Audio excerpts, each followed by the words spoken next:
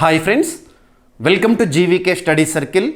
ఈ వీడియోలో జనవరి 20th 2026కి సంబంధించి వార్తలు నిలిచిన జాతీయ, అంతర్జాతీయ, రాష్ట్రీయ అంశాల గురించి, వార్తలు నిలిచిన వ్యక్తులు, అవార్డులు, పుస్తకాలు, మరి క్రీడా సంబంధిత సమాచారం ఒక్కొక్క అంశాన్ని వివరంగా తెలుసుకుందాం.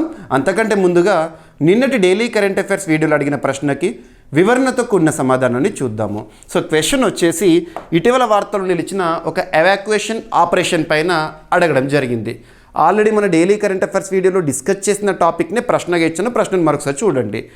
ఇరాన్లో తీవ్రతరమైన ప్రభుత్వ వ్యతిరేక నిరసనల మధ్య చిక్కుకున్న భారతీయులను మన స్వదేశానికి తీసుకురావడానికి భారత ప్రభుత్వం 2026 జనవరిలో ప్రారంభించిన ఆపరేషన్ పేరేంటి? లాస్ట్ 1 వీక్లోనే ఈ ఆపరేషన్ గురించి మనం వార్తల్లో చూస్తున్నాము. సో ఆపరేషన్ పేరు వచ్చేసి ఆపరేషన్ స్వదేశ్. డైరెక్ట్గా రానున్న పోటీ పరీక్ష ఏదైనా, ఏ స్థాయి పోటీ పరీక్ష అయినా మనం ఈ బిట్ని ఎక్స్పెక్ట్ చేయొచ్చు. సో ఇరాన్లో ప్రస్తుతం మనం చూస్తున్న సంక్షోభ పరిస్థితుల్లో, ఈ సంక్షోభ పరిస్థితుల్లో అక్కడ ఉన్న మన భారతీయులు ఎవరైతే ఉంటారో, విద్యార్థులు ఎవరైతే ఉంటారో వారందరినీ కూడా మన స్వదేశానికి తీసుకురావడానికి ప్రారంభించిన ఒక ఎవాక్యుయేషన్ ఆపరేషన్ పేరు Swades. Ministry of external affairs, ప్రస్తుతం కన్సర్న్ మినిస్టర్గా ఎవరున్నారు? సుబ్రహ్మణ్యం జయశంకర్ గారు. దీని గురించి ప్రత్యేకంగా మీడియాకి ప్రకటించడము, ఇవన్నీ కూడా మనం చూస్తున్నాము. ఓకేనా? సో ఇదంతా చూడండి. అండ్ లాస్ట్ లేదా గత కొన్నేళ్ళుగా మన భారత ప్రభుత్వం ప్రారంభించిన ఎవాక్యుయేషన్ ఆపరేషన్స్ ఏవైతే ఉంటాయంటే, వివిధ దేశాల్లో చిక్కుకుపోయిన మన భారతీయులను మన స్వదేశానికి తీసుకురావడానికి ప్రారంభించిన ఆపరేషన్స్ ఏవైతే ఉంటాయో, వాటితో పాటు వివిధ దేశాలకు విపత్కర పరిస్థితుల్లో మన భారతదేశం సాయం అందిస్తూ ఉంటుంది. ఒక ఆపరేషన్ పేరు అనేది మనం చూస్తూ ఉంటాము. అటువంటి ఆపరేషన్స్ పైన ప్రత్యేకంగా చూడండి. మరి ఆ ఆపరేషన్స్ని కూడా ఎప్పటి నుండి గుర్తుపెట్టుకోవాలి అంటే, ప్రస్తుత కేంద్ర ప్రభుత్వ కాలంలో తీసుకున్న చర్యలు. అంటే 2014 సంవత్సరం తర్వాత కొన్ని ప్రముఖమైన ఆపరేషన్స్ ఏవైతే ఉంటాయో, అంటే నరేంద్ర మోదీ గారి ప్రభుత్వం తీసుకున్న కీలక నిర్ణయాల్లో భాగంగా రకరకాల ఆపరేషన్స్ చూసాం కదా, వాటి గురించి అడగవచ్చు. ఉదాహరణ తీసుకుంటే లాస్ట్ ఇయర్ మనము అబ్జర్వ్ చేస్తే ఇయర్ ఎండ్లో ఆపరేషన్ సాగర్ బంధు అని చెప్పేసేసి శ్రీలంకలో దిత్వా సైక్లోన్ ఇంపాక్ట్ ఏరియా ఉంది కదా. సో శ్రీలంక తీవ్ర ప్రభావితమైంది దిత్వా సైక్లోన్ కారణంగా. అప్పుడు శ్రీలంకకి సాయం అందించడానికి మనం ప్రత్యేకంగా ఒక ఆపరేషన్ కూడా ప్రారంభించాము, ఆపరేషన్ సాగర్ బంధు అని చెప్పేసేసి. ఇక అంతకంటే ముందు జూన్ 2025లో ఇరాన్, ఇజ్రాయెల్ సంక్షోభ పరిస్థితుల్లో ఇరాన్ నుండి, ఇజ్రాయెల్ నుండి మన భారతీయులను మన స్వదేశానికి తరలించడానికి ప్రారంభించిన ఒక ఆపరేషన్ సింధు అండ్ గతంలో ఆపరేషన్ బ్రహ్మ, ఇటువంటివి చాలా ఇంపార్టెంట్. ఓకేనా? అవన్నీ కూడా మీకు లిస్ట్ అవుట్ చేస్తాను, చూడండి. అండ్ ఏదైనా ఒక దేశం గురించి మనం చూస్తున్నప్పుడు, వార్తల్లో చూస్తున్నప్పుడు దాని యొక్క లొకేషన్ చూడండి, దాని యొక్క రాజధాని ఏంటి, ఇటువంటి వాటిపైన కూడా ఎగ్జామినేషన్లో క్వశ్చన్స్ ఎక్స్పెక్ట్ చేయాలి. సో ఇరాన్ దేశ రాజధాని వచ్చేసి టెహ్రాన్. కానీ రీసెంట్గా రాజధాని మార్పు అనే అంశాన్ని కూడా మనం చూసాము, మ్యాక్రాన్కి మారుస్తున్నారని చెప్పేసేసి. అది చూడండి. ఓకేనా?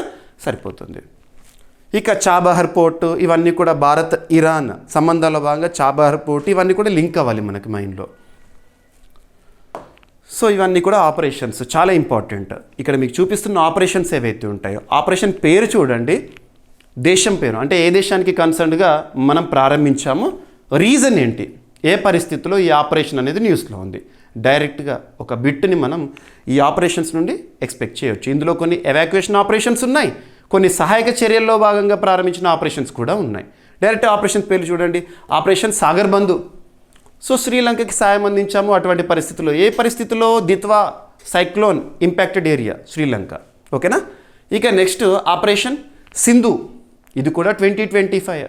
ఇదేమో 2025 నవంబర్ ఆ సమయంలో చూస్తాం, నవంబర్ ఎండింగ్లో. ఇక ఆపరేషన్ సింధు జూన్ 2025.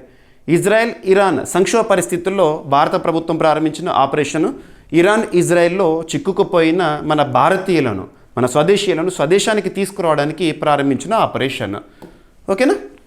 ఇక నెక్స్ట్ ఆపరేషన్ బ్రహ్మ, మయన్మార్ భూకంప పరిస్థితుల్లో చిక్కుకుపోయిన మన భారతీయులను స్వదేశానికి తీసుకురావడానికి సహాయక చర్యల్లో భాగంగా ప్రారంభించిన ఆపరేషన్ సద్భావన 2024లో ప్రభావిత దేశాలకు సహాయము. ఏ ప్రభావిత దేశాలకు?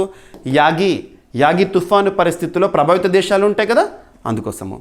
ఆపరేషన్ ఇంద్రావతి 2024 హైతీ నుండి డొమినికన్ రిపబ్లిక్, హైతీలో అంతర్గత సంఘర్షణలు. ఇక ఆపరేషన్ అజయ్ 2023 ఇజ్రాయెల్ హమాస్ దాడులు. ఆపరేషన్ కరుణ 2023 Myanmar Mocha. Operation Kaveri 2023 Sudan ప్రభుత్వ పారామిలిటరీ ఘర్షణ పరిస్థితుల్లో. ఇక ఆపరేషన్ దోస్త్ తుర్కియే సిరియా, అప్పుడు ఎర్త్క్వేక్ సంభవించింది 2023 ఆ సమయంలో అప్పుడు. Operation Ganga 2022 Ukraine, Russia Ukraine పైన దాడిని ప్రారంభించిన తర్వాత ఫిబ్రవరి 2022 ఆ సమయంలో ఆపరేషన్ గంగాని మనం చూసాము. అక్కడ యుక్రెయిన్లో చిక్కుకుపోయిన భారతీయులను తరలించడానికి స్వదేశానికి తీసుకురావడానికి. ఆపరేషన్ దేవిశక్తి తాలిబాన్ల హస్తగతమైన ఆఫ్ఘనిస్తాన్లో చిక్కుకుపోయిన భారతీయులను స్వదేశాన్ని తీసుకురావడానికి ప్రారంభించిన ఆపరేషన్. ఆపరేషన్ వందే భారత్ సముద్ర సేతు. రీజన్ ఒకటే, కరోనా విపత్కర పరిస్థితుల కాలంలో ప్రపంచమంతా కూడా చాలా దేశాల్లో లాక్డౌన్ ఉంది కదా, అలా వివిధ దేశాలు చిక్కుకుపోయిన భారతీయులను విమానాల ద్వారా మన భారతదేశానికి తరలించడానికేమో ఆపరేషన్ వందే భారత్, నెక్స్ట్ సముద్ర మార్గం ద్వారా తరలించడానికేమో ఆపరేషన్ సముద్ర సేతు. ఓకేనా, 2020 ఆ పరిస్థితులు, కరోనా పరిస్థితుల కాలంలో అనుకోండి. ఇక ఆపరేషన్ రాహత్ 2015 యెమెన్ అని గుర్తుపెట్టుకోండి. ఆపరేషన్ మైత్రి 2015 నేపాల్ భూకంప పరిస్థితుల్లో.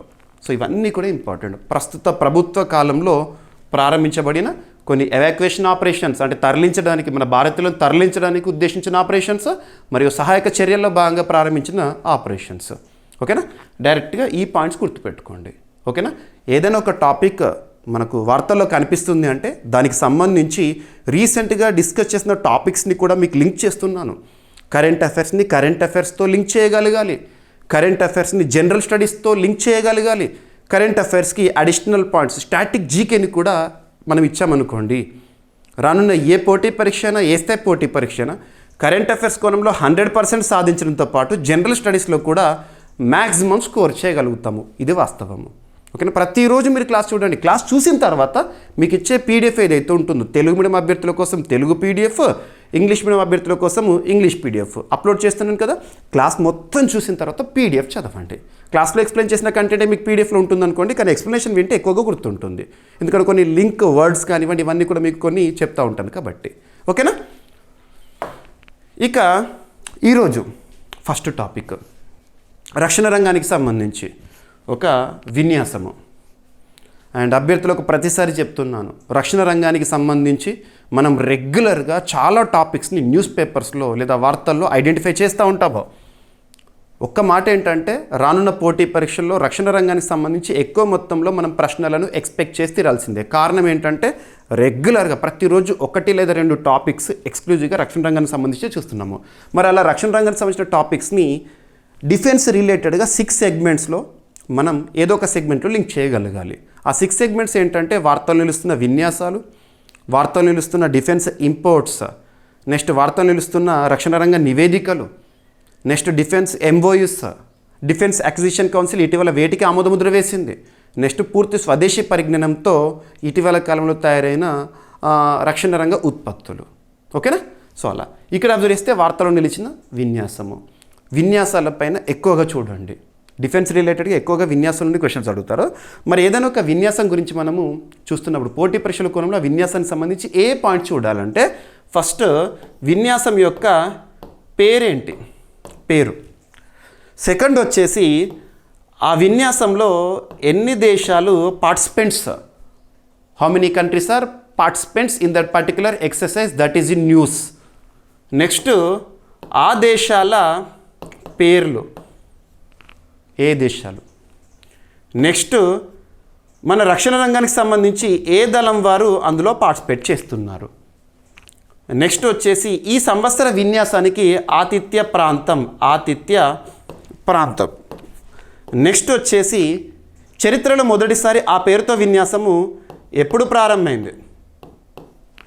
నెక్స్ట్ ఈ సంవత్సర విన్యాసము ఎన్నవ ఎడిషన్ అండ్ మిస్లీనియస్ పాయింట్స్ ఇతరులు.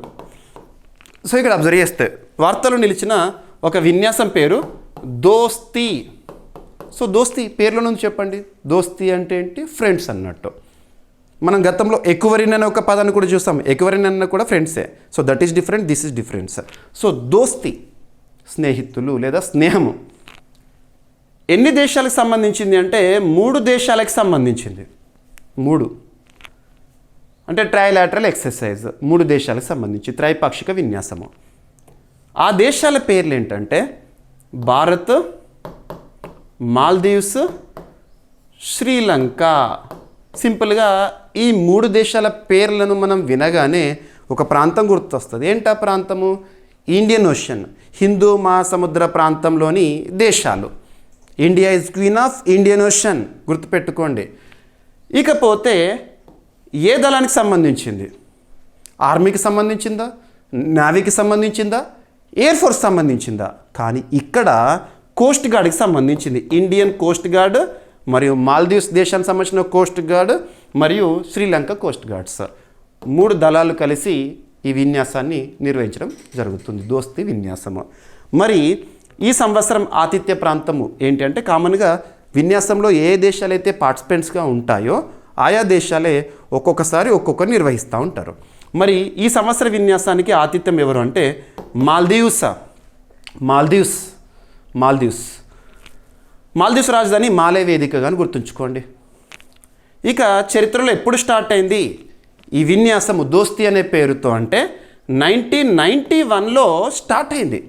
1991లో అప్పుడు ద్వైపాక్షిక విన్యాసంగా ప్రారంభమైంది. ఏ 2 దేశాల మధ్య అంటే భారత్, మాల్దీవ్స్ మధ్యలో ప్రారంభమైంది. తర్వాత కాలంలో శ్రీలంక చేరింది. అప్పుడు ట్రైపార్టైల్ అంటే 3 దేశాలకు సంబంధించి. ఓకేనా? ఇకపోతే ఈ సంవత్సరం ఎన్నో ఎడిషన్ అంటే 17th ఎడిషన్. మరి ప్రతి సంవత్సరం జరుగుతుందా అంటే ప్రతి సంవత్సరం జరగదు. ఇది ఇక్కడ ప్రత్యేకత. ఇది బయన్నియల్ ఎక్సర్సైజ్. బయన్నియల్ మనకు కొన్ని ఇంగ్లీష్లో కొన్ని వర్డ్స్ కనబడ్డప్పుడు జాగ్రత్తగా చూడాలి. ఒకటేమో మనం బైయాన్యువల్ అనే ఒక పదాన్ని చూస్తాము, బైయాన్యువల్. ఇంకోటి ఏంటంటే బైఎన్నియల్. బైయాన్యువల్ అంటే ఏంటంటే బైయాన్యువల్ అంటే that occurs twice in a year. ఒక సంవత్సరంలో 2 సార్లు సంభవించేది, కనిపించేది బైయాన్యువల్. బైఎన్నియల్ అంటే that occurs once in 2 years. 2 ఏళ్ళకు ఒకసారి కనిపించేది, సంభవించేది బైఎన్నియల్. ఇది బైఎన్నియల్ 2 ఏళ్ళకు ఒకసారి జరిగే విన్యాసం, గుర్తుపెట్టుకోండి. అంటే లాస్ట్ టైం ఎప్పుడు 2024లో జరిగిందని, ఇప్పుడు మళ్ళీ 2026లో అలా. ఓకేనా? సో గుర్తుపెట్టుకోండి, ఇది విన్యాసం యొక్క ప్రత్యేకత. ఓకేనా? కోస్ట్ గార్డ్కి సంబంధించి. ఇక స్క్రిప్ట్ చూడండి. త్రైపాక్షిక కోస్ట్ గార్డ్ విన్యాసము దోస్తీ 17 అంటే దోస్తీ విన్యాసం పేరు 17 అంటే ఎడిషన్ నెంబరు. ఓకేనా? జనవరి 17న ప్రారంభమైంది, జనవరి 19th నిన్నటితో ముగిసింది. సో 17th, 18th, 19th 3 రోజుల పాటు జరిగిన 3 దేశాలకి సంబంధించిన విన్యాసము. ఈ విన్యాసంలో Indian coast guard, Sri Lanka coast guard మరియు మాల్దీవ్స్ సంబంధించిన కోస్ట్ గార్డ్ ఇక్కడ పార్టిసిపేట్ చేయడం జరిగింది. ఎక్కడ?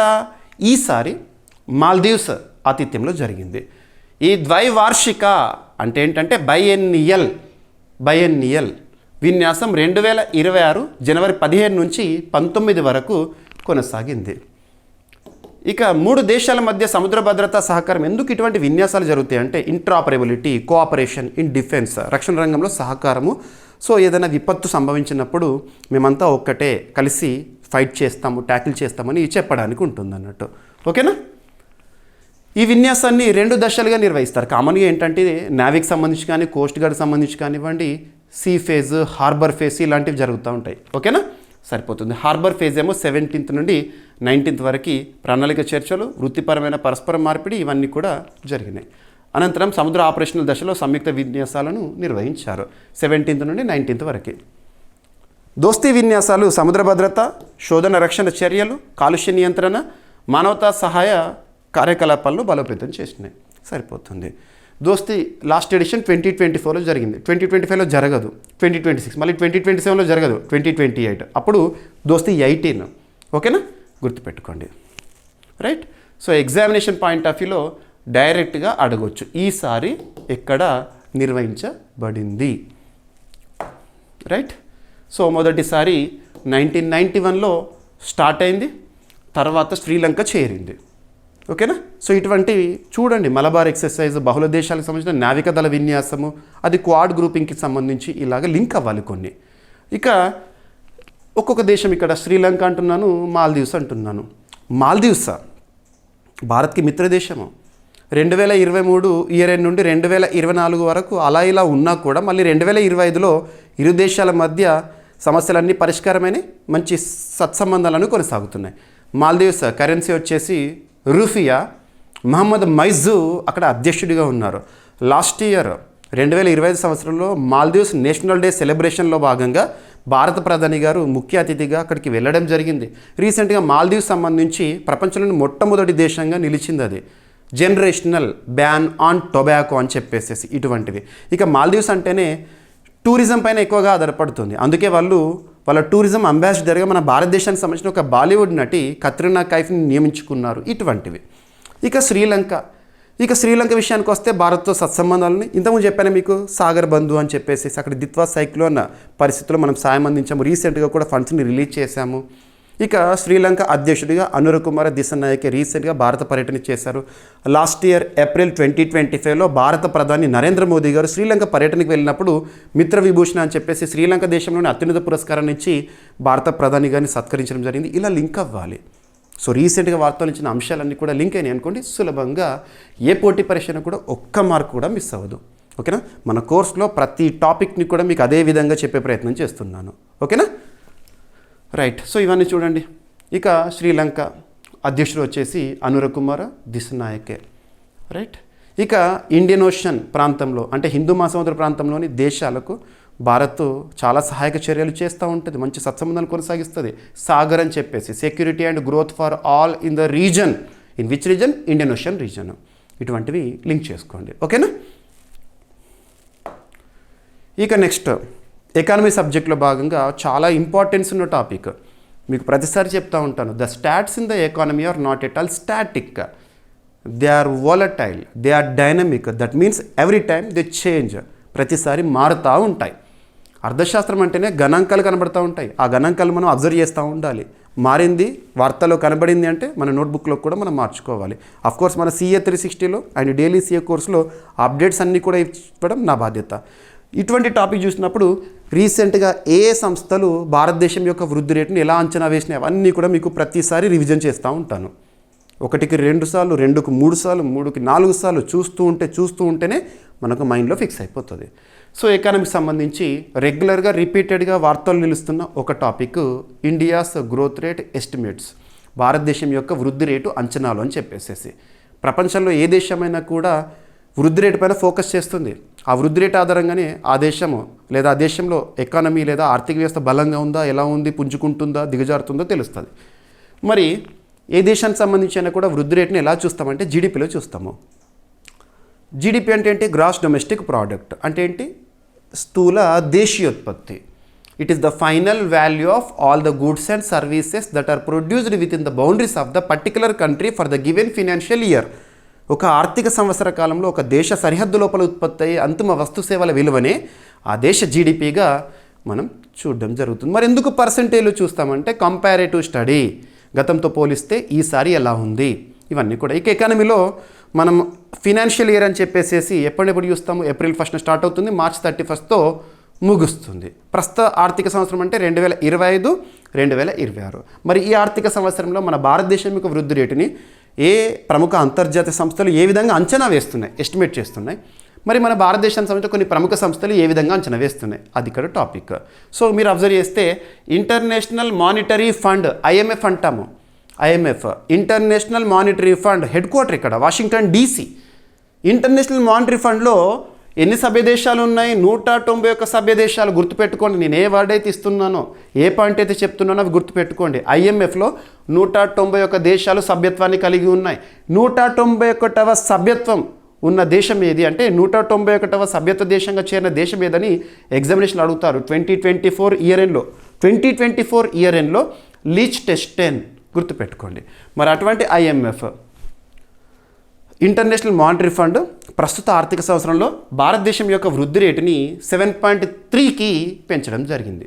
7.3%గా అంచనా వేస్తోంది. ఓకేనా? ప్రపంచ దేశాల యొక్క జీడిపి ఏ విధంగా ఉందో చూడండి, భారతదేశం యొక్క జీడిపి వృద్ధి రేటు ఎలా ఉందో చూడండి. సో ఇది అన్ని వార్తాపత్రికల్లో కూడా ఈరోజు మీరు చూస్తుంటారు.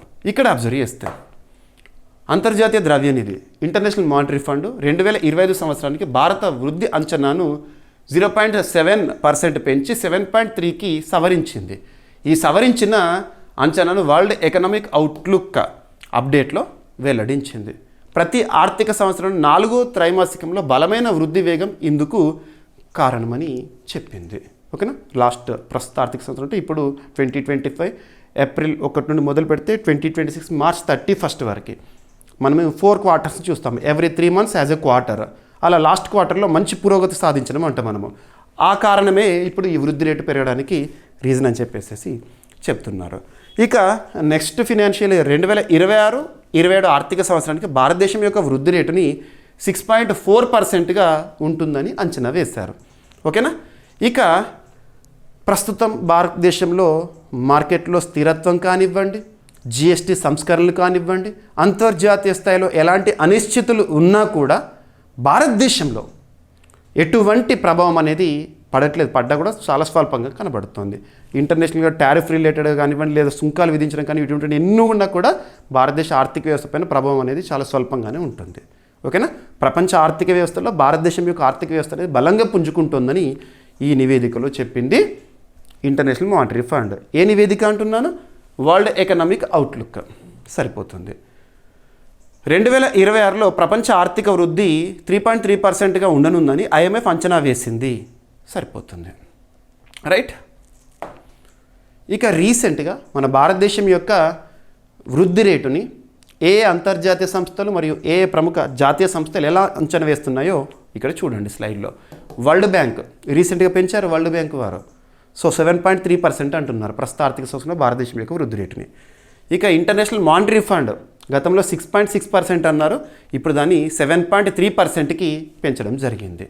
ఇక నెక్స్ట్ వచ్చేసి భారత రిజర్వ్ బ్యాంక్ RBI 7.3% అంటున్నారు. Organisation for economic cooperation and development 6.7% అంటున్నారు. ఫిచ్ రేటింగ్స్ 6.9% అంటున్నారు. అండ్ UNDSA 7.4% అంటున్నారు. క్రిసిల్ రేటింగ్ 7% అంటున్నారు. S&P గ్లోబల్ రేటింగ్స్ 6.5% అంటున్నారు. ఇక national statistical office under ministry of statistics and programme implementation వాళ్ళేమో 7.4% అంటున్నారు. గోల్డ్మెన్ సాక్స్ 7.3% అంటున్నారు. ICRA 7.4%. And ADB Asian development bank 7.2%. Moody's rating agency 7%. India rating agency 6.9% రానున్న ఆర్థిక సంవత్సరం రీసెంట్గా ముందస్తు అంచనాలు రిలీజ్ చేశారు. ఇక డెలైట్ ఇండియా 7.5 నుండి 7.8 మధ్యలో ఉంటుందని చెప్తున్నారు. అండ్ గ్రాంట్ థోర్న్టన్ ఇండియా 7.3 నుండి 7.5% ఉంటుంది ఈ ఆర్థిక సంవత్సరంలో అని అంచనా వేస్తున్నారు. ఇవన్నీ కూడా గుర్తుపెట్టుకొని తీరాల్సిందే. గుర్తుండవు అఫ్కోర్స్. ఎలా గుర్తుపెట్టుకోవాలంటే రెగ్యులర్గా మీకు నేను ఇటువంటి టాపిక్ ఉన్నప్పుడు రివిజన్ చేస్తున్నాను. చూడండి, రివిజనే కదా అని చెప్పేసి స్కిప్ చేయకండి. మన కోర్సులో మీరు వీడియోని ఎన్నిసార్లైనా చూడొచ్చు. అది మీ ఓపిక పైన డిపెండ్ అయి ఉంటుంది. ఎన్నిసార్లైనా చూడండి. ఎప్పుడైనా జర్నీ చేస్తున్నప్పుడు కానివ్వండి, లేదా ఎప్పుడైనా లోన్లీగా కూర్చున్నప్పుడు కానివ్వండి, జస్ట్ వీడియో ఆన్ చేయండి, అట్లీస్ట్ వినండి. ఓకే, ఎన్నిసార్లైనా వినొచ్చు. No need to worry. Right. So అంతర్జాతీయ ద్రవ్య నిధి ఇంటర్నేషనల్ మానిటరీ ఫండ్ 1944లో స్థాపించబడింది. వాషింగ్టన్ DC కేంద్రంగా పనిచేస్తున్న ప్రస్తుతం IMF మేనేజింగ్ డైరెక్టర్గా క్రిస్టినా జార్జివా గారు విధులు నిర్వర్తిస్తున్నారు. ఇక వరల్డ్ ఎకనామిక్ అవుట్లుక్ నివేదికను సంవత్సరానికి 2 సార్లు విడుదల చేస్తుంది IMF. ఇక నెక్స్ట్ రీసెంట్గా SBI రిపోర్ట్ రిలీజ్ అయింది. ఆ రిపోర్ట్ ప్రకారము అతి త్వరలో భారతదేశ ఆర్థిక వ్యవస్థ అనేది, మన ఆర్థిక బలం అనేది $5 trillion రీచ్ అవుతుంది. మనకు పర్ క్యాపిటల్ ఇన్కమ్ తలసరి ఆదాయం అనేది పెరుగుతుంది అని చెప్పేసి కొన్ని గణాంకాలను రీసెంట్గా రిలీజ్ చేసింది. ఆ గణాంకాలు ఏంటో మనం ఇక్కడ చూస్తే అర్థమవుతుంది. సో ఇక్కడ వచ్చేసేసి 2030 నాటికి భారత్ అప్పర్ మిడిల్ ఇన్కమ్ కంట్రీగా ఉండనుందంట ప్రపంచంలో. అప్పర్ మిడిల్ ఇన్కమ్ కంట్రీగా. ఓకేనా, చైనా, ఇండోనేషియా ఈ దేశాలతో పాటు భారత్. ఓకేనా. సో ఇక నెక్స్ట్ రెస్పాన్సిబుల్ నేషన్స్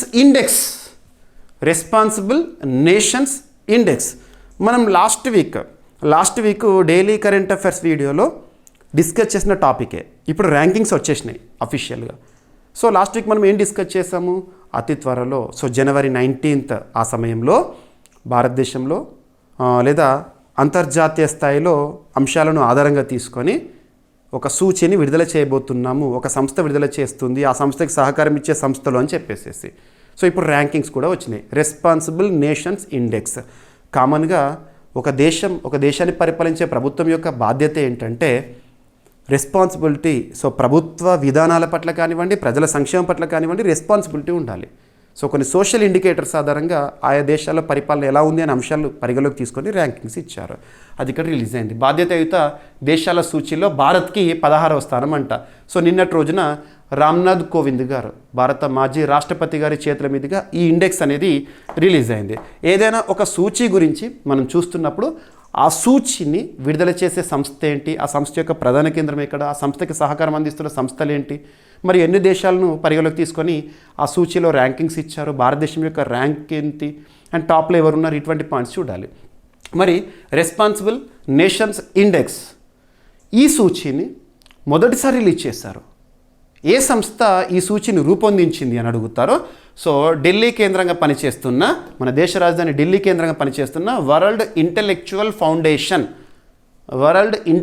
ఫౌండేషన్ ఈ సంస్థకి సహకారం అందించిన సంస్థలు, అంటే ఈ సూచీని తయారు చేయడంలో, ప్రిపేర్ చేయడంలో, ర్యాంకింగ్స్ ఇవ్వడంలో సహకారం అందించిన సంస్థలు ఏంటంటే మన భారతదేశంలోని జవహర్లాల్ నెహ్రూ విశ్వవిద్యాలయము, Indian institute of management Mumbai కేంద్రంగా పనిచేసిన సంస్థ, డాక్టర్ అంబేద్కర్ ఇంటర్నేషనల్ సెంటర్ వాళ్ళ సహకారంతో ఈ ర్యాంకింగ్స్ అనేది రిలీజ్ అయినాయి, సూచి అని రిలీజ్ అయింది. వీరు రిలీజ్ చేశారు. వరల్డ్ ఇంటెలెక్చువల్ ఫౌండేషన్ వారు కంప్లీట్ చేశారు. దాన్ని రీసెంట్గా రిలీజ్ చేశారు. జనవరి 19, 2026 రోజున రామ్నాథ్ కోవింద్ గారు రిలీజ్ చేశారు. రెస్పాన్సిబుల్ నేషన్స్ ఇండెక్స్ అనేది ప్రపంచవ్యాప్తంగా దేశాలు ఎంత బాధ్యతాయుతంగా పరిపాలనను లేదా పాలనని నిర్వహిస్తున్నాయి అని తెలపడానికి, పర్యావరణాన్ని పరిరక్షిస్తున్నాయి, ఏ విధంగా చర్యలు తీసుకుంటున్నారు, గ్లోబల్ స్థిరత్వానికి, ప్రపంచ స్థిరత్వానికి ఎంత మేరకు తోడ్పడుతున్నాయి ఒక్కొక్క దేశం అని చెప్పేసి అంశాలను అంచనా వేసే ఒక ప్రపంచ ranking framework, global ranking framework. కేవలం ఎకానమీ ఆధారంగానే బలమైన ఆర్థిక వ్యవస్థ ఉంది అంటే అక్కడ గ్రోత్ ఉంటుంది అంతే, కానీ డెవలప్మెంట్ ఇంపార్టెంట్. మీకు తెలుసు గ్రోత్ డెవలప్మెంట్ డిఫరెన్స్. సో ఆర్థిక వృద్ధి కాదు, ఆర్థిక అభివృద్ధి కావాలి. వృద్ధి కాదు, అభివృద్ధికి ఇంపార్టెన్స్ ఇవ్వాలి. ఓకేనా?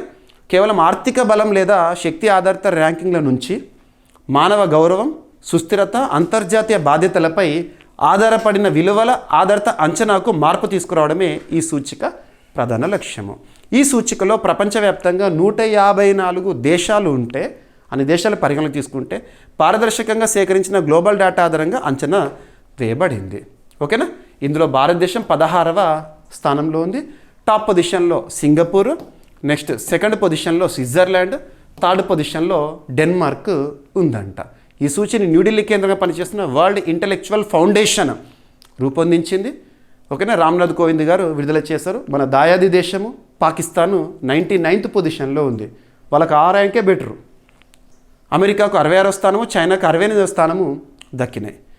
ఈ సూచి పాలనా బాధ్యత, సామాజిక జవాబుదారీతనము, సంస్థాగత పనితీరు, అంతర్జాతీయ బాధ్యత వంటి అంశాల ఆధారంగా దేశాలకు ర్యాంక్ చేస్తుంది. ఈ ర్యాంకింగ్ భారత్లో బాధ్యతాయుత పాలన మరియు సంస్థాగత జవాబుదారీతనంలో మెరుగుదలను ప్రతిబింబిస్తుంది. రైట్? సరిపోతుంది. రైట్? ఇదంతా కూడా మీకు ఏదైతే ఎక్స్ప్లెయిన్ చేశానో, ఏదైతే ఇక్కడ స్క్రిప్ట్ చూపించానో అదంతా కూడా మీకు మళ్ళీ పీడిఎఫ్లో ఇస్తాను.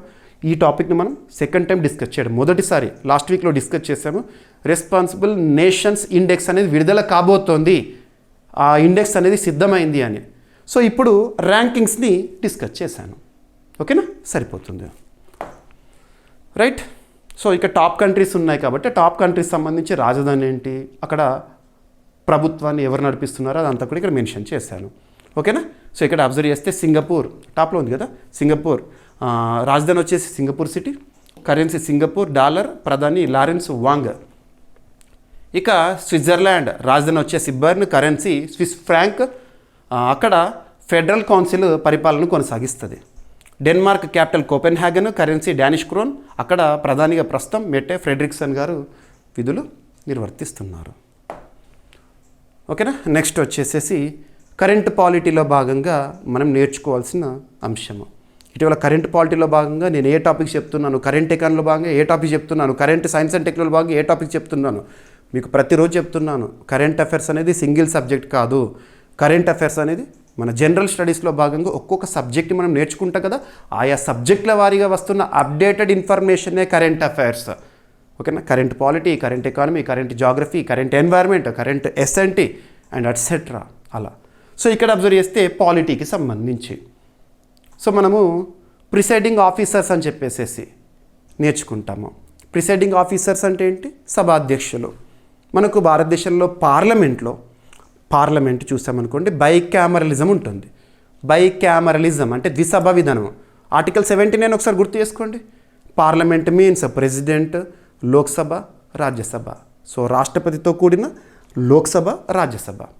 మరి అటువంటిది ప్రిసైడింగ్ ఆఫీసర్స్ గురించి మనము రాజ్యాంగంలో ఏ ఆర్టికల్స్లో చూస్తాము? లోక్సభ కనుక తీసుకున్నాం అనుకోండి 93, 94, 95, 96 ఇక 97 ఏమో వాళ్ళకు ఇచ్చే జీతభత్యాలకు సంబంధించి, లోక్సభకు సంబంధించి కానివ్వండి, రాజ్యసభకు సంబంధించి కానివ్వండి, అధ్యక్ష బాధ్యతలు నిర్వర్తించే వ్యక్తికి ఇచ్చే జీతభత్యాలు, ఇది కామన్ ఆర్టికల్.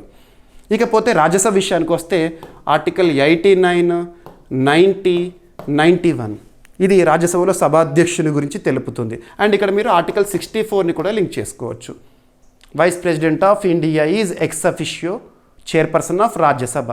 ఇది లోక్సభకి సంబంధించి, రాజ్యసభకి సంబంధించి. సో పార్లమెంట్కి సంబంధించి ఒకటి లోక్సభ, ఒకటి రాజ్యసభ, ఒకటి మ్యూచువల్. ఇకపోతే ఇదంతా కూడా పార్ట్ 5లో నేర్చుకుంటాము. పార్ట్ 5 కేంద్ర ప్రభుత్వము అనే టాపిక్లో, యూనియన్ గవర్నమెంట్ అనే టాపిక్లో. Part 5 is the largest part in Indian constitution. Article 52 నుండి 151 వరకు ఉంటుంది పార్ట్ 5, అందులో ఇది. ఇక పార్ట్ 6 ఏం చెప్తుంది? స్టేట్ గవర్నమెంట్ గురించి తెలుపుతుంది, రాష్ట్ర ప్రభుత్వము. మన భారతదేశంలో రాజ్యాంగంలో ఎక్కడ కూడా ఫెడరల్ కంట్రీ ఇండియా అని రాయలేదు, సమాఖ్య దేశం భారతదేశం రాయలేదు. కానీ వాస్తవికంగా చూస్తే సమాఖ్య దేశమే కనబడుతుంది. లక్షణాలు చూడండి మీరు. డివిజన్ ఆఫ్ పవర్స్, దేశమంతా పరిపాలించేదేమో కేంద్ర ప్రభుత్వము, ఒక్కొక్క రాష్ట్రంలో ఒక్కొక్క యూనిట్ లేదా ఒక్కొక్క రాష్ట్రంలో ప్రజలు ఎన్నుకోబడిన రాష్ట్ర ప్రభుత్వము. మరి ఒక్కొక్క రాష్ట్రంలో చట్టసభ ఉండాలి కదా, చట్టాలు చేసే సభ. దాదాపు ఆల్మోస్ట్ చాలా స్టేట్స్లో యూనిక్యామరలిజం ఉంది, ఏకసభ విధానము. కానీ 6 రాష్ట్రాల్లో మాత్రమే బైక్యామరలిజం ఉంది, ద్విసభ విధానము. బైక్యామరలిజం అంటే ఏంటి? సో అసెంబ్లీతో పాటు విధాన పరిషత్ ఉందనుకోండి, శాసన మండలి ఉందనుకోండి, దాన్ని మనం బైక్యామరల్ స్టేట్ అంటారు. ఉదాహరణకు తెలంగాణ, ఆంధ్రప్రదేశ్ బైక్యామరల్ స్టేట్స్, ఎమ్మెల్యేలు ఉన్నారు, ఎమ్మెల్సీస్ ఉన్నారు. అలాగా ఉత్తరప్రదేశ్, మహారాష్ట్ర, బీహార్, కర్ణాటక, ఆంధ్రప్రదేశ్, తెలంగాణ ఇవి బైక్యామరల్ స్టేట్స్. పక్కన పెడితే సో రాష్ట్రాల్లో చట్టసభకు సంబంధించి సభాధ్యక్షుల గురించి పార్ట్ 6లో మనం చూస్తాము. పార్ట్ 6లో ఎక్కడ చూస్తాము? ఆర్టికల్ 178 నుండి 185 వరకు మనం చూస్తాము. ఇవి ఆర్టికల్ బ్రాకెట్. ఒక్కొక్క ఆర్టికల్ని ఇక్కడ మీకు ఎక్స్ప్లెయిన్ చేస్తాను అనుకోండి, ఇది మళ్ళీ పాలిటీ క్లాస్ అయిపోతుంది. లింక్ చేసుకోండి అని. ఒక టాపిక్ ఉన్నప్పుడు బేసిక్స్ ఇస్తాను, ఎక్కడైతే టాపిక్ సంబంధించి డెప్త్గా మనం వెళ్ళాలో ఆ డెప్త్ కంటెంట్ కూడా మీకు ఇక్కడే ఎక్స్ప్లెయిన్ చేస్తున్నాను, అబ్జర్వ్ చేయండి. ఓకేనా? ఈ ఆర్టికల్స్ ఒక్కసారి చూడండి. ఇకపోతే రీసెంట్గా లోక్సభ స్పీకర్, రాజ్యసభ అయితే చైర్మన్, రాజ్యసభ చైర్మన్ అంటే vice president, that is different case. Lok Sabha speaker Om Birla గారి అధ్యక్షతన జనవరి 19th, 20th, 21st ఈ 3 రోజుల పాటు ఉత్తరప్రదేశ్ ఆతిథ్యంలో, ఉత్తరప్రదేశ్ స్టేట్ లెజిస్లేచర్ ఆతిథ్యంలో అఖిల భారత లేదా all India presiding officers conference అనేది జరుగుతోంది. నిన్న స్టార్ట్ అయింది, జనవరి 19th రోజున స్టార్ట్ అయింది. ఈ ఇయర్ జరుగుతుంది. ఎన్నవ ఎడిషన్ అంట? 86th, 86వ all India presiding officers conference. అంటే అఖిల భారత స్పీకర్ల సదస్సు అని చెప్పొచ్చు, లేదా సభాధ్యక్షుల సదస్సు అని చెప్పొచ్చు. స్పీకర్ అన్నది సభాధ్యక్షుల సదస్సు అనండి. సభాధ్యక్షులు అంటే అప్పర్ హౌస్, లోయర్ హౌస్ అన్నీ వస్తాయి. ఓకేనా? ఆల్ ఇండియా ప్రిసైడింగ్ ఆఫీసర్స్ కాన్ఫరెన్స్కి అధికార రీత్యా ఎవరు అధ్యక్ష బాధ్యతల్లో ఉంటారని మనం పాలిటీ క్లాస్లో నేర్చుకుంటాము. సో లోక్సభ స్పీకర్ ఉంటారు. సో లోక్సభ స్పీకర్ గారి ఆధ్వర్యంలో అన్ని రాష్ట్రాల నుండి ప్రిసైడింగ్ ఆఫీసర్స్, మేధావులు ఇందులో పాల్గొనడం జరుగుతుంది. భారతదేశంలో చట్టసభ నిర్వహణ ఏ విధంగా ఉండాలి, ఇటువంటివన్నీ కూడా ఇందులో చర్చకు రావడం జరిగింది. సో ఈసారి యూపీ ఆతిథ్యము, యూపీ లెజిస్లేచర్. ఓకేనా? గుర్తుపెట్టుకోండి. అండ్ ఇక్కడ ఇంకోటి కన్ఫ్యూజ్ అవ్వకండి. రీసెంట్గా మనము జనవరి 15th ఆ సమయంలో భారత ప్రధాని నరేంద్ర మోదీ గారి చేతుల మీదుగా ప్రారంభమైన ఒక అంతర్జాతీయ సదస్సు, అఖిల భారత ప్రిసైడింగ్ ఆఫీసర్ సమిట్ అనొచ్చు, లేదంటే దాన్ని conference of speakers and presiding officers of the Commonwealth Commonwealth countries సంబంధించిన సభాధ్యక్షుల సదస్సు. రీసెంట్గా న్యూఢిల్లీ, మన దేశ రాజధాని న్యూఢిల్లీ వేదికగా జరిగింది. జనవరి 15న ప్రారంభించారు భారత ప్రధాని గారు అని చెప్పేసి మనం చూసాము. సో ఇలా లింక్ అవ్వాలి. ఒక టాపిక్ ఉంది అంటే రీసెంట్గా డిస్కస్ చేసిన టాపిక్ని కూడా మనం లింక్ చేయగలగాలి. ఓకేనా, సరిపోతుంది. ఇక ఈరోజు ప్రశ్న ప్రతి ఒక్కరు కూడా ఆలోచించండి. సో ప్రశ్న వచ్చేసి, ఐక్యరాజ్య సమితి నిరైధీకరణ సలహా మండలి UN advisory board on disarmament matters ఈ సంస్థకి చైర్మన్గా లేదా ఈ మండలికి చైర్మన్గా 2026-27 కాలానికి గాను ఐక్యరాజ్య సమితి ప్రస్తుత ప్రధాన కార్యదర్శి నామినేట్ చేసిన భారతీయ దౌత్యవేత్త ఎవరు? సింపుల్గా చెప్పాలంటే ఈ ABDMకి చైర్మన్గా మొట్టమొదటిసారి ఒక భారతీయుడు. తన పేరేంటి? ఓకేనా. అండ్ ఈ సంస్థకి సంబంధించిన కొన్ని బేసిక్స్, ఆ సంస్థ ప్రధాన కేంద్రం ఎక్కడ, ఏ సంవత్సరంలో స్థాపన జరిగింది ఈ సలహా మండలి అనేది, దీని యొక్క ఉద్దేశం ఏంటి, అవన్నీ కూడా ఒక్కసారి మనం ఆల్రెడీ మన డైలీ కరెంట్ అఫైర్స్ వీడియోలో డిస్కస్ చేశాము. మళ్ళీ ప్రశ్న ఇచ్చాను. ఓకేనా. సో చూడండి, ఇక ఈరోజు టాపిక్స్ని క్విక్ రివిజన్ చేస్తే, సో ఫస్ట్ వచ్చేసి నిన్న అడిగిన ప్రశ్నకి సమాధానం మొత్తాన్ని కూడా ఎక్స్ప్లెనేషన్ ఇచ్చాను. ఇక first topic Dosti 17 exercise in news. And 2025కు సంబంధించి భారత వృద్ధి అంచనాను 7.3% పెంచిన IMF, ఇంటర్నేషనల్ మానిటరీ ఫండ్. ఇక 2030 నాటికి భారత్ అప్పర్ మిడిల్ ఇన్కమ్ దేశంగా మారనుందని రీసెంట్గా SBI రీసెర్చ్ రిపోర్టు తెలుపుతున్న గణాంకాలు. ఈ గణాంకాలు మొత్తం కూడా చూడండి. అండ్ వెస్ట్ బెంగాల్లో ఆరోగ్య వ్యవస్థ సంస్కరణ కార్యక్రమానికి ప్రపంచ బ్యాంక్ మంజూరు చేసిన రుణం ఎంత? ఇక బాధ్యతాయుత దేశాల సూచీలో భారత్కి 16వ స్థానము. ఈ సూచీని ఎవరు ప్రిపేర్ చేస్తారు, సహకారం అందించిన సంస్థలు ఏంటి, ఎప్పుడు విడుదలైంది, అండ్ ర్యాంకింగ్స్ అన్నీ కూడా చూడండి. ఇక 86వ all India presiding officers conference so ఉత్తరప్రదేశ్లో లక్నోలో ప్రారంభమైంది. సో కన్సర్న్ ఆర్టికల్స్ కానీ ఇవన్నీ కూడా ఒకసారి చూడండి. అండ్ రాజకీయ సాధికారతలో భారత రిజర్వేషన్ విధానం అనేది ప్రశంసనీయమని ఆక్సామ్ నివేదిక. సో కెన్యా కేంద్రంగా పనిచేస్తున్న ఆక్సామ్ సంస్థ రీసెంట్గా రిలీజ్ చేసిన నివేదికలో భారతదేశంలో పొలిటికల్ ఎంపవర్మెంట్ రావడానికి కారణమైన అంశాలను ప్రత్యేకంగా చర్చించారు. ఆంధ్రప్రదేశ్ రాష్ట్ర సమాచార కమిషన్ సంబంధించిన నియామకాలు అండ్ దీనికి సంబంధించిన చట్టం కానివ్వండి అండ్ సెక్షన్స్ కానివ్వండి చూడండి. సో ప్రతి పాయింట్ ఇంపార్టెంటే. ఇక నీతి ఆయోగ్ రీసెంట్గా విడుదల చేసిన MSME రంగానికి సంబంధించి ప్రోత్సాహం కోసం మార్గదర్శకాలు విడుదల చేసింది. ఆ రిపోర్ట్ చూడండి. ఆ రిపోర్ట్లో పేర్కొన్న అంశాలు ఏంటి? So achieving efficiencies in micro small medium enterprises sector through convergence of schemes అనే రిపోర్ట్ని రీసెంట్గా ఎవరు రిలీజ్ చేశారంటారు? నీతి ఆయోగ్. ఇక గవర్నమెంట్ ఈ మార్కెట్ ప్లేస్లో వెమెనియా ఇనిషియేటివ్కి 7 సంవత్సరాలు. ఈ వెమెనియా ఇనిషియేటివ్ అనేది ఏ సంవత్సరంలో ప్రారంభమైంది, ఏ తేదీన ప్రారంభమైంది, ఇప్పుడు 7 సంవత్సరాల పూర్తితో వార్తల్లోకి వచ్చింది, ప్రత్యేకత ఏంటి? ఓకేనా. అండ్ చిప్స్ టు స్టార్టప్ కార్యక్రమం ఏ మంత్రిత్వ శాఖ పరిధిలో ఈ ఇనిషియేటివ్ అనేది అమలవుతోంది 2022 నుండి? ఉద్దేశం ఏంటి? ఇప్పుడు ఎందుకు వార్తల్లోకి వచ్చింది? And biodiversity beyond national jurisdiction అని చెప్పేసి ఒక ఫ్రేమ్వర్క్ లాస్ట్ ఇయర్ నుండి అమల్లోకి వచ్చింది. మరొకసారి ఎడిటోరియల్స్ రూపంలో వార్తల్లో కనిపించింది కాబట్టి దీని గురించి సంపూర్ణంగా మనం ఎక్స్ప్లెనేషన్ ఇవ్వడం జరిగింది. ఇక జాంబియా సౌర ప్రాజెక్ట్కి IGGEFIL తొలి అంతర్జాతీయ గ్రీన్ లోన్ని మంజూరు చేసింది. ఇక ఇండియా ఫోన్టే బిజోయ్ ఒక న్యూ క్రస్టేషియన్ని కనుగొన్నారు లక్షద్వీపుల్లో. 271 ఏళ్ల తర్వాత తిరునవాయలో కేరళ కుంభమేళా స్టార్ట్ అయింది. చివరిసారి ఎప్పుడు స్టార్ట్ అయింది? అండ్ నీలా నది వార్తల్లో ఉంది, అది ఎక్కడ ఉంది, ఎందుకు వార్తల్లోకి వచ్చిందని అడుగుతారు. UAEతో భారత్ ఒప్పందాలు. సో UAE దేశాధినేత భారతదేశ సుడిగాలి పర్యటన చేశారు. మనం ఆ ఒప్పందాలు అవుట్కమ్. అండ్ ఇంకోటి ఏంటంటే 2032 నాటికి ఈ ద్వైపాక్షిక వాణిజ్యం అనేది ఎంతకు రీచ్ అవ్వాలి, ఆ టార్గెట్ ఏంటో చూడండి ఖచ్చితంగా. ఇక నైలు నది జల వివాదంపై మధ్యవర్తిత్వానికి నేను సిద్ధంగా ఉన్నానని ట్రంప్ చేసిన ప్రకటన ఈజిప్ట్, ఇథియోపియా దేశాల మధ్య సాయుధ్య కోసము.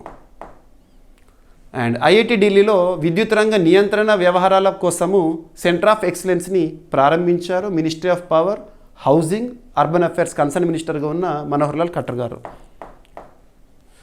బీహార్లో ప్రపంచంలోనే అతిపెద్ద శివలింగం ప్రతిష్ట జరిగింది విరాట్ రామాయణ ఆలయ సముదాయంలో. ప్రత్యేకతలు ఏంటి, ఎక్కడ తయారు చేస్తారు, ఇవన్నీ కూడా. అండ్ లే వేదికగా అంటే లడఖ్లో ఖేలో ఇండియా వింటర్ గేమ్స్ ఈ రోజు నుండి స్టార్ట్ అయినాయి. ఈ వింటర్ గేమ్స్ యొక్క మస్కట్ ఏంటి? అండ్ యెమెన్ కొత్త ప్రధానిగా షయా మొహ్సిన్ మహమ్మద్ అల్ జిందాని గారు నియమితులవ్వడం జరిగింది. అండ్ ఇళయరాజాను వరించిన పద్మపాణి పురస్కారము ఎవరు ప్రకటించారు? అజంతా ఎల్లోరా ఫిల్మ్ ఫెస్టివల్ ఎప్పుడు ప్రదానం చేస్తారు చూడండి. ఇకపోతే ఈరోజు ప్రశ్న, ఐక్యరాజ్య సమితి నిరాయుధీకరణ సలహా మండలి UN advisory board on disarmament matters చైర్మన్గా 2026-27 కాలానికి గాను ఐక్యరాజ్య సమితి ప్రధాన కార్యదర్శి యాంటోనియో గ్యుటెరస్ గారు నామినేట్ చేసిన భారతీయ దౌత్యవేత్త పేరేంటి? సో ఆల్రెడీ మనం డిస్కస్ చేసిన టాపికే ప్రశ్న. ఓకేనా? ఇవి ఫ్రెండ్స్ ఈరోజు న్యూస్లో ఉన్న టాపిక్స్. ఏమైనా మిస్టేనస్ టాపిక్స్ ఉన్నాయనుకోండి, నో నీడ్ టు వర్రీ, నేను మీకు ఇచ్చే పీడిఎఫ్లో అడిషన్గా ఇస్తాను. మళ్ళీ రేపటి క్లాస్లో లింక్ చేసి ఎక్స్ప్లెయిన్ చేస్తాను. ఓకేనా? ప్రతిరోజు క్లాస్ అయితే చూడండి. రేపు కలుద్దాం. Thank you.